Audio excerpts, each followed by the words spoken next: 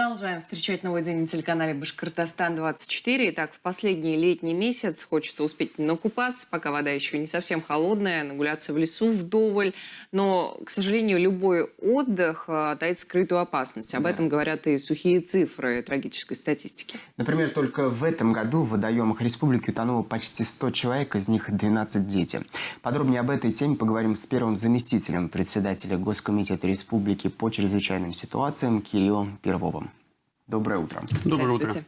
Ну, хотелось бы узнать, вот жаркие дни в республике у нас до сих пор присутствуют, так скажем, да, и более того, была аномальная жара, да, на днях. Вот как-то это все напрямую влияет на статистику по людям, которые, к сожалению, утонули?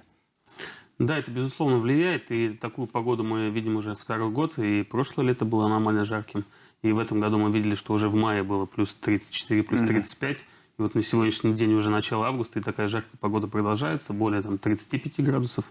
Понятно, что люди все идут отдыхать у воды. Для того, чтобы этот отдых был безопасным, мы, конечно, увеличиваем количество пляжей. У нас в республике количество пляжей на первом месте в Приволжском федеральном округе. В этом году мы открыли уже 108 пляжей. В целом, конечно, эта работа продолжается, и у нас целевой показатель 200 пляжей. К 2024 году мы планируем эту цифру довести до 200. Но вот несмотря на то, что такие оборудованные места отдыха есть, люди все равно продолжают купаться в неустановленных местах, где купание запрещено, и, к сожалению, гибнут. Вот, как мы уже говорили, 84 человека уже в этом году погибло, к сожалению, 12 детей. Но нужно отметить, что, конечно, в основном люди тонут в состоянии алкогольного опьянения. Даже есть такие, знаете, резонансные случаи, когда там буквально подростки, 15-летние, тоже в состоянии сильного алкогольного опьянения. У нас вот есть там и парни, и девушки начинают плавать там на скорость, переплывать какие-то реки и, к сожалению, тонут. Вот такие случаи, конечно, недопустимы, поэтому мы и профилактическую работу проводим, и в средствах массовой информации проводим профилактические рейды непосредственно уже в местах отдыха. Раздаем памятки, объясняем, почему именно в этом месте опасно купаться. Дальше объясняем, как нужно действовать, если человек уже начал тонуть.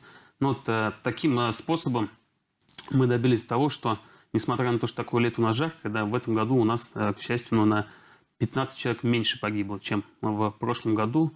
Но все равно еще расслабляться рано, да, потому что такая жаркая погода стоит. Мы эту работу продолжаем совместно с муниципалитетами. В том числе привлекаем и сотрудников Министерства внутренних дел, потому что те, кто купаются вот в необорудованных местах, особенно в состоянии алкогольного опьянения, их уже привлекают и к административной ответственности. Ну вот, как вы сказали, алкоголь на первом месте. Спиртное действительно, конечно, открывает в людях неожиданные, невероятные таланты. А если говорить о, скажем так, других причинах, что это помимо алкоголя? Знаете, вот если статистический портрет нарисовать того, кто тонет, да, это в основном вот мужчина в трудоспособном возрасте, поэтому многие переоценивают буквально свои силы, потому что когда жаркая погода, кто-то, допустим, какие-то там горячительные напитки выпивает, да, и вот резко заходишь в холодную воду, и совершенно здоровый человек, у него может перехватить дыхание, какие-то настать судороги, и из-за этого может утонуть. Поэтому вот буквально такой случай, буквально на днях был в Чешминском районе, когда там компания из 3 молодых людей решили тоже озеро переплыть, и буквально там в воду зашли, один из них нырнул, и все, просто не вынырнул. Хотя никаких там проблем с ним до этого не было, буквально глубина там была 2 метра. И таких случаев на самом деле очень много. Поэтому, когда вы купаетесь в оборудованном месте, это значит, что там дно обследовано, да, что там никаких подводных объектов нету, что вы там ноги не пораните. И если какая-то опасность будет, в том числе вам могут оказать помощь спасатели, там есть и аптечка, и средства спасения. Поэтому, скажем, вот купание в оборудованных местах дает такую защиту для вас. Ну и отдельная, конечно, история, это когда вы отдыхаете с детьми. Вот как мы сказали, к сожалению, в этом году 12 детей погибло. Такие случаи в основном, знаете, когда родители отдыхают, где-то сидят там за столом, буквально отвернулись там на несколько секунд, вроде дети все были здесь, и прошло время. И уже, к сожалению, или находят сами родители утонувших, или наши водолазы потом работают. Такие трагические случаи, к сожалению, бывают тоже. Еще одна категория людей, которые не купаются, но сидят возле воды, это рыбаки. И здесь тоже не исключены несчастные случаи какие-либо. Здесь что можно сказать и что посоветовать, наверное, даже больше? Да, как раз вот сейчас, постепенно все равно в августе мы прогнозируем, да, что уже будет такая более прохладная погода, и риск возникновения происшествий с рыбаками возрастает. У нас традиционно рыбаки начинают тонуть, знаете, это в конце еще марта, начало апреля, это когда вот тонкий лед, когда еще начинает лед таять, да, начинает проваливаться. Потом, они уже открывают сезон. Они уже открывают сезон. Потом следующий этап, это когда они, вот рыбаки, уже на лодках, да, тоже рыбачат. Ну, к сожалению, тоже многие в состоянии алкогольного опьянения. Есть случаи, когда на лодках переворачиваются. Есть случаи, когда просто падают с берега, да. Поэтому, если вы отправляетесь на рыбалку, ну, чтобы себя обезопасить, ну, во-первых, необходимо это желательно делать как минимум там вдвоем, чтобы если какое-то происшествие произошло, вам могли оказать помощь раз. Потом вот избегать таких крутых обрывистых берегов, потому что может и берег обвалиться, и, скажем так, подводные такие обвалы происходят, и тоже можете попасть в опасность. Ну и дальше, если вы рыбачите с лодки, то обязательно, конечно, должен быть спас-жилет. Если какая-то нештатная ситуация произойдет, вы сможете уже в этом спас-жилете, скажем так, достаточно большое время оставаться на воде и остаться живым, здоровым. Вот здесь отдельно обращу внимание, потому что вот мы когда рейды проводим, да, очень много наших граждан, которые отдыхают на маломерных судах, идут без спас-жилетов, да, с детьми, когда им начинаешь объяснять, что да, мы там 10 лет ходим, с нами ничего не произойдет и так далее. Но, к сожалению, даже если вы такой судоводитель, который все правила соблюдает и так далее, он всегда может найти что-то, так же, как и на дороге. Кто не соблюдает, вот у нас буквально там в прошлом году тоже было происшествие, когда отец с ребенком на резиновой лодке отдыхали, и на них на деревянной лодке с мотором налетел просто человек в состоянии алкогольного опьянения, и там пострадали двое. Поэтому не все, конечно, здесь только зависит от вас, но вы себя можете обезопасить, эти правила соблюдать, находиться в спас-жилете, и тогда, скажем, практически гарантированно с вами все будет в порядке. Ну, как раз-таки про безопасность, каким образом она обеспечивается вот, на водных объектах у нас в республике? Да, но эта работа, она комплексная. Мы ее начинаем, скажем, еще зимой. Это вот процесс подготовки пляжей, то, что я сказал, подбор мест, планирование, финансирование для того, чтобы купить необходимое спасательное оборудование, подготовка спасателей, которые будут дежурить на этих пляжах. То есть первое направление – это открытие аттестованных пляжей, это раз. Дальше мы создаем профилактические группы, это и спасатели, и представители муниципалитетов, которые в местах массового отдыха на воде, там даже если эти места не аттестованы, вот мы такую работу проводим. Это необходимо для того, чтобы если человек начал тонуть, наши спасатели там с воды могли оказать необходимую помощь. Это вот в первую очередь на крупных реках, на водохранилищах такая работа проводится. И в сельской местности эта работа вместе с представительной администрацией.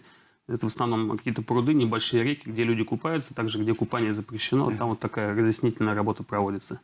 И еще одно направление такое важное, да, это обучение детей плаванию с малых лет. Это мы работу проводим совместно с Министерством образования, с Министерством молодежной политики и спорта, для того, чтобы тоже, скажем, обезопасить наших детей, если они даже случайно в воду упали, чтобы они могли выплыть. Это, получается, дополнительные уроки? Да, это дополнительные уроки. Там действует целая программа. Мы работаем для того, чтобы, скажем, в максимально раннем возрасте все уже умели плавать. А как вообще попасть или записаться на эти уроки? Да, вот, допустим, кто-то сейчас из родителей услышал. Да, ну можно оставить заявку на сайте нашего государственного комитета по чрезвычайным ситуациям. Мы эту информацию обязательно передадим, когда будут формироваться группы и пригласят для обучения. И также это касается вот волонтеров. Очень многие тоже, допустим, студенты, да, молодые люди обращаются, как, скажем, оказать тоже помощь, да, чтобы безопасно другие проводили отдых летний. Тоже, если вы желаете стать волонтером, можете также на нашем сайте оставить заявку, и мы к этой работе вас тоже будем привлекать. А вообще какое-то наказание за то, что ты купаешься на диком пляже, предусмотрено или же нет? Насколько я знаю, у вас ваши сотрудники в том числе проводят различные вот рейды. Да, наказание предусмотрено. Если вы купаетесь в месте, где это запрещено, это значит, если стоит аншлаг, а вы все равно купаетесь, то штраф от 1000 до 4000 рублей и также до 5000 рублей штраф за купание в состоянии алкогольного опьянения. Но я могу сказать, эту меру мы, конечно, стараемся применять в крайних случаях, да, то есть в первую очередь это идет разъяснительная работа, но если вот такие уже злостные нарушители и так далее, то их привлекают к ответственности. В этом году уже составлено более 200 протоколов за купание сезона. Ну, еще опасность, которая подстерегает любителей отдыха, летнего отдыха, это, конечно же, когда люди идут за грибами, например, или там за ягодами и теряются. Да, или просто в лес. Да, и мы зачастую вот видим в сводках новостей то, что там потерялся человек, здесь потерялся человек. Вот как часто у нас это происходит?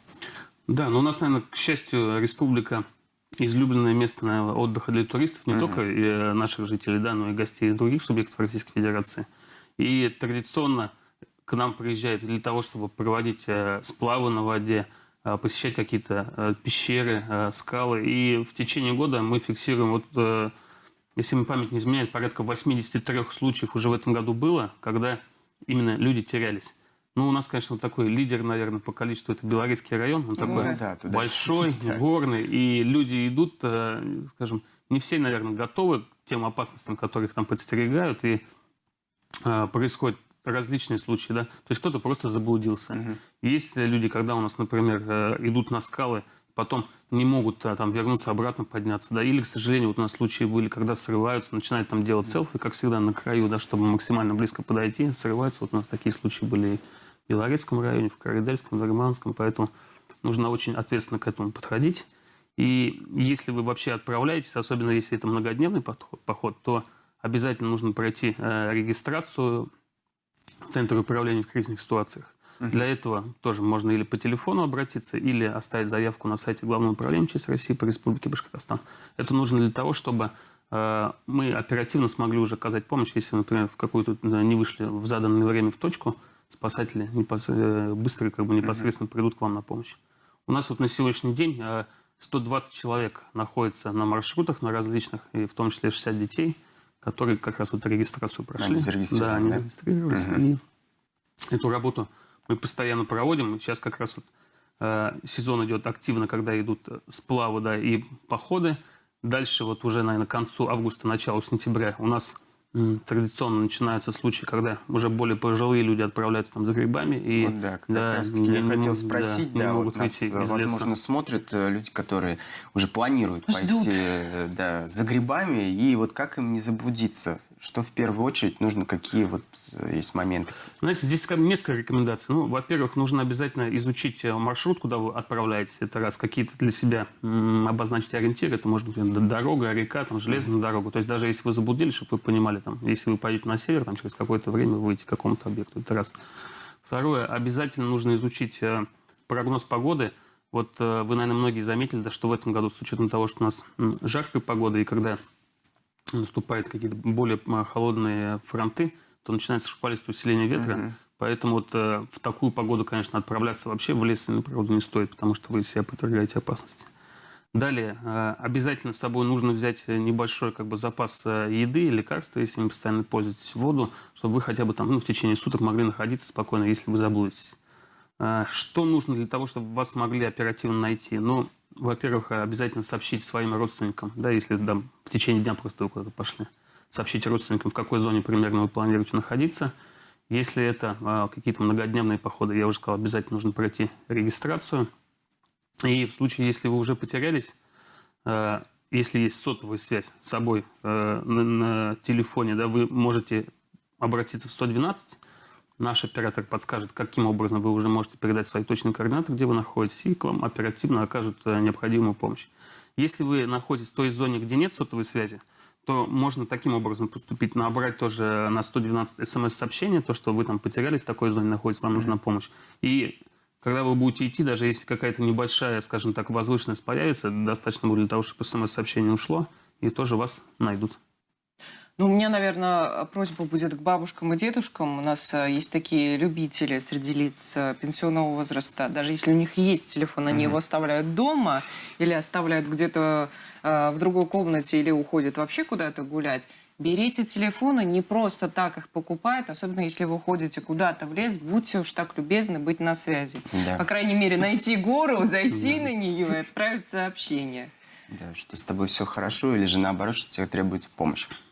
Спасибо большое. Надеюсь, что все вот эти вот, так скажем, советы помогут кому-то.